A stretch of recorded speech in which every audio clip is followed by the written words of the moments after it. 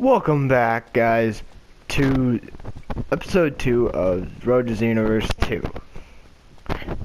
And, yeah, last time I played, I did some sparring with Elder Kai, and it didn't go as I planned. I seem to have leveled up to level 14, so I had to start over.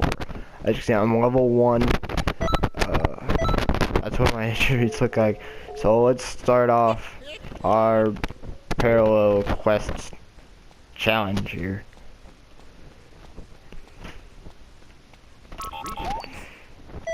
And I suppose we better start at 0.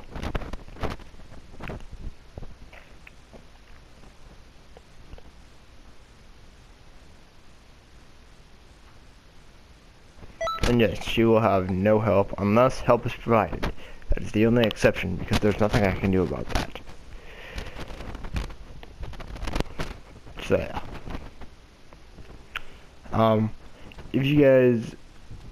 If I haven't told you in the last video, I will say it in this video. I have a theory. Yes, that is a little strange for me to have a theory, but I do. It's on black. Now,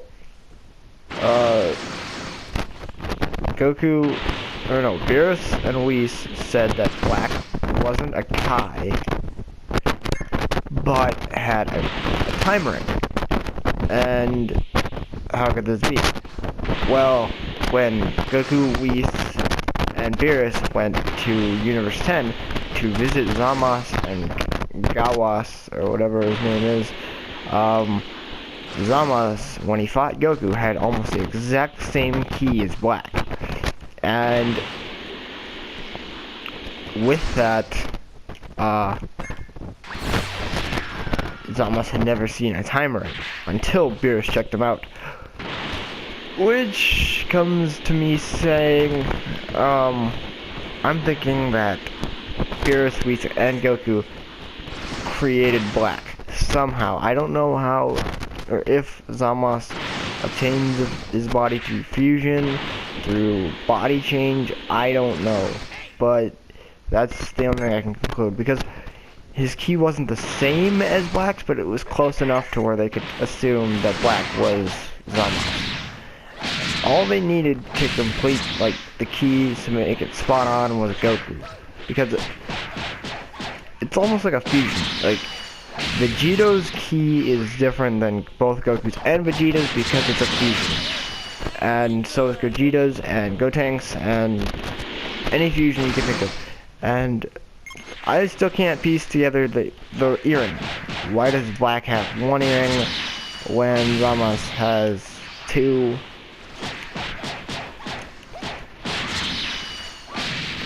That part I don't know.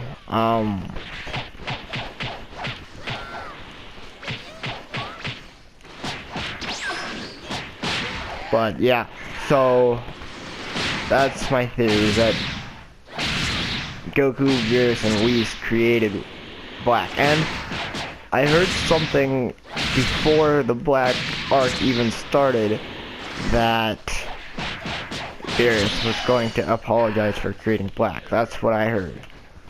I don't know if it's true and stuff, but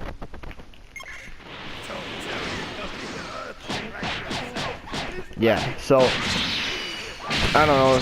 Tell me what you guys think about this theory of mine. If it makes sense, then I hope that I was like correct on a few things. But I just don't want to be like completely wrong, because then I'll just look like a complete idiot. But I mean, it makes sense if you think about it.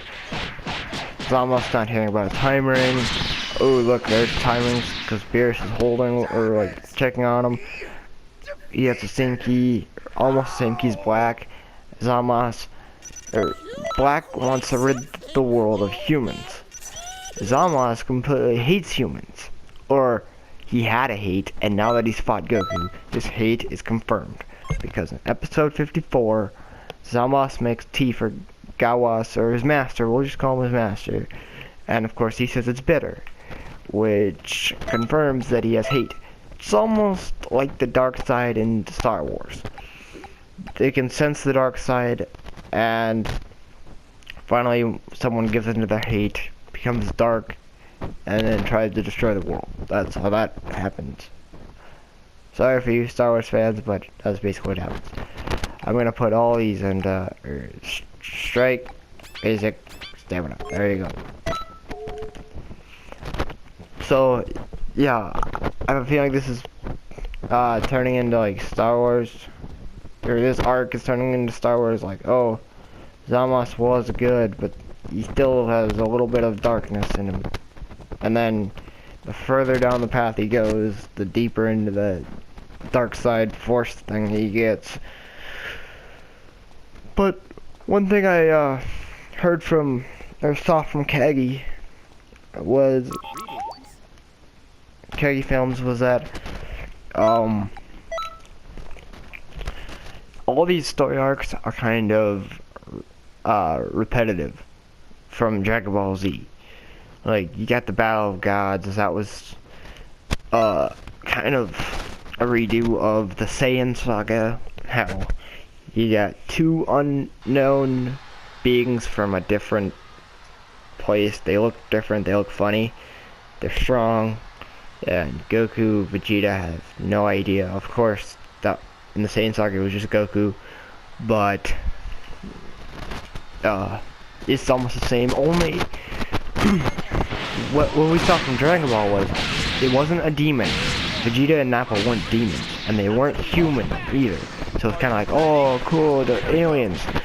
Now in Dragon Ball Super, we see the gods, and it's like, oh, okay, now you're pulling gods into this. This is actually pretty genius. I mean, I get what Akira Toriyama, sorry, I get what he's trying to do. He's bringing back that nostalgic feeling from Dragon Ball Z while adding in the new gods from Super. That actually was like the most genius plan ever. But in terms of like copying, the return of the Frieza arc, Resurrection F, was basically the Frieza arc, because Frieza's already come back once in his mecha form, and it took Trunks to beat him.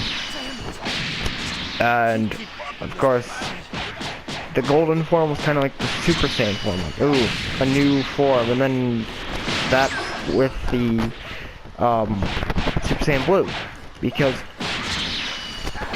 once Goku obtained the Super Saiyan form, it's kind of like he never stopped using it. And now, I know he doesn't have to use Super Saiyan Blue all the time, but that's kind of like his new Super Saiyan form, and I feel like Super Saiyan is just like a waste to use.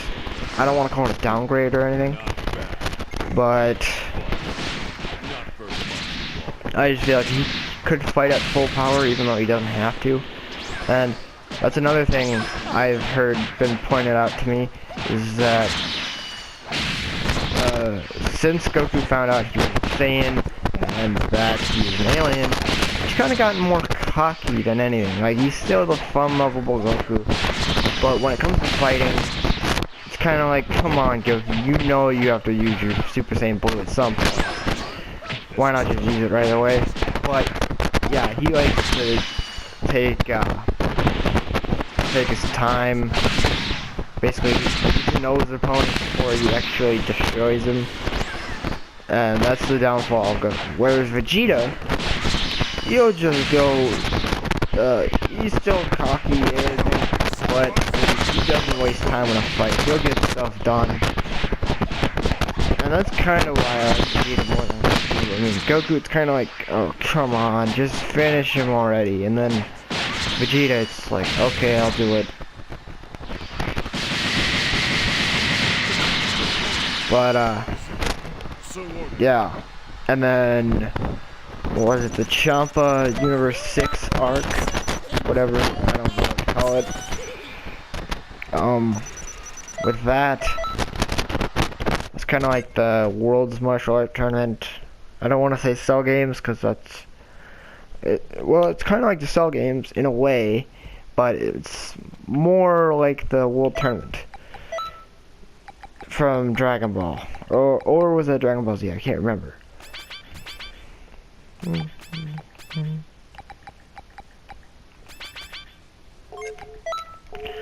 But yeah. So, anyways, that was the World Tournament, and then now that we have the Black Goku, Black whatever, and we have Future Trunks. That's kind of like the androids. The only relevance to Future Trunks is he's like the messenger. Like something's going wrong in the future that will potentially happen in the present, and he's just the messenger to warn them. And so yeah, I feel like Trunks in this Dragon Ball Super was kind of like the Doom person. Like, I don't know if Goku would eventually meet Zamasu on his own without having Trunks to warn him or what, but I feel like Trunks had a part in creating Black, because without Trunks they wouldn't have known, and Goku would have never fought Zamasu, and the time rings would never have been checked. Zamasu wouldn't have known about time rings unless he was ready, and yeah. So Trunks, he's the messenger in both Dragon Ball Z and Dragon Ball Super, but he's also kind of the what do I want to call it? The cause to the effect. Yeah, that's what I want to say. The cause of the effect.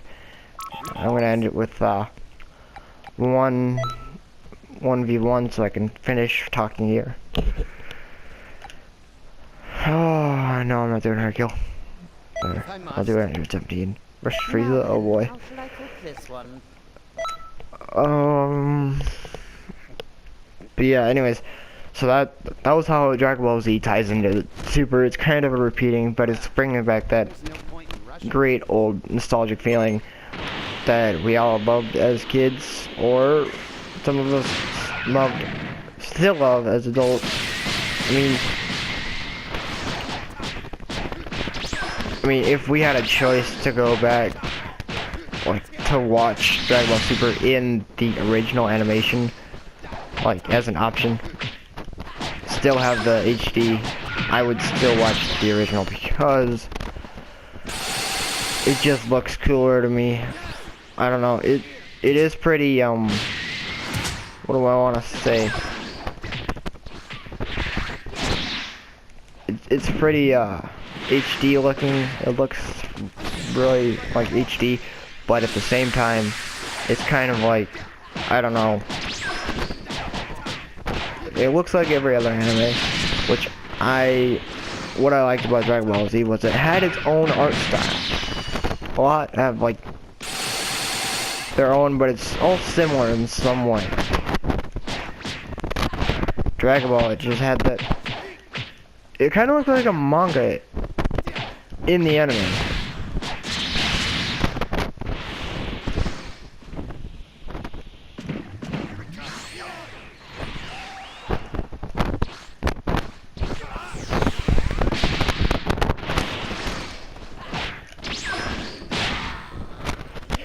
So, yeah, I guess. Oh, I'm sorry guys, I'm tired. But yeah, I guess if this is continuing down the path, then we're gonna have some character that is unbelievably strong, and not even Goku could beat him at his fullest, meaning we're going to get to see the ultimate transformation, which yes, there is one more transformation in Dragon Ball Super. We don't know what it is, but hopefully we get to see that soon. Well, guys, like the video so I know if you guys like it, because I got a dislike on the other video, and it kind of hurt my feelings a little bit, guys. Come on. But I guess comment on the video, comment on my theory, and comment on what you want me to do in the future so I know what to do. And as always, guys, subscribe for more so you can keep up to date with Ruby, Dragon Ball Super, and of course Dragon Ball Xenoverse 2. And you guys have yourself a nice day.